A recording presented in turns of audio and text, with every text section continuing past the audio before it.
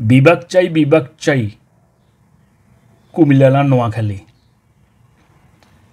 কুমিল্লা বিভাগ হলে নোয়াখালীর কি কোনো সমস্যা আছে? কোনো সমস্যা নেই। বাট নোয়াখালীতে নোয়াখালী বিভাগ না হলে পুরাই সমস্যা। নোয়াখালী কাছাকাছি আরও 3টা জেলা শহর, 4টা জেলা শহর রয়েছে। ভোলা নোয়াখালীর কাছে, লক্ষ্মীপুর তো একেবারে পেটের মধ্যেই, ফেনীও পাশে, আবার চাঁদপুরও পাশে। কুমিল্লা যদি একটা ডিস্ট্রিক্ট বিভাগ হয়ে যায়, এটা একটা লজিক আছে। একটাই ডিস্ট্রিক্ট, এখানে ব্রাহ্মণবাড়িয়া অনেক দূরে। যাই হোক, ধরে নিলাম ওরা ব্রাহ্মণবাড়িয়া আর কুমিল্লা 2টা জেলা নিয়ে একটা বিভাগ হলো।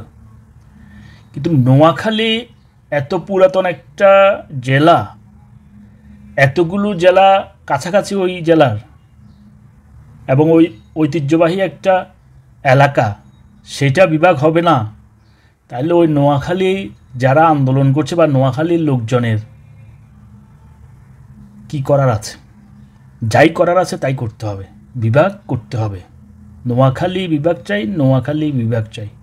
আর নোয়াখালী বিভাগ হলে আমরা ফেনীবাসী যারা আছি নির্দ্বিধায় চলে যাব নোয়াখালীর সাথে, কিন্তু আমরা কুমিল্লার সাথে যাব না। কুমিল্লা আমাদের সাথে যায় না, কারণ আমাদের বিভাগ ছিল চট্টগ্রাম।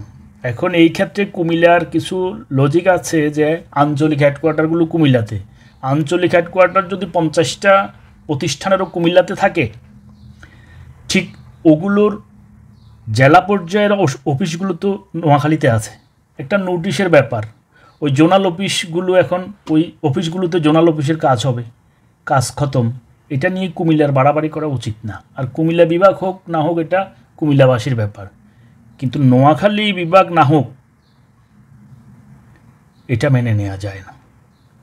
নোয়াখালীর পাশে লক্ষ্মীপুর, ফেনী, চাঁদপুর, ভোলা, আবার ওইদিকে চর, পর্যাপ্ত পরিমাণে চর জাগছে।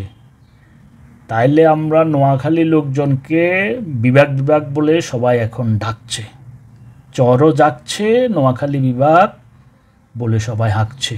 নোয়াখালী বিভাগ জিন্দাবাদ।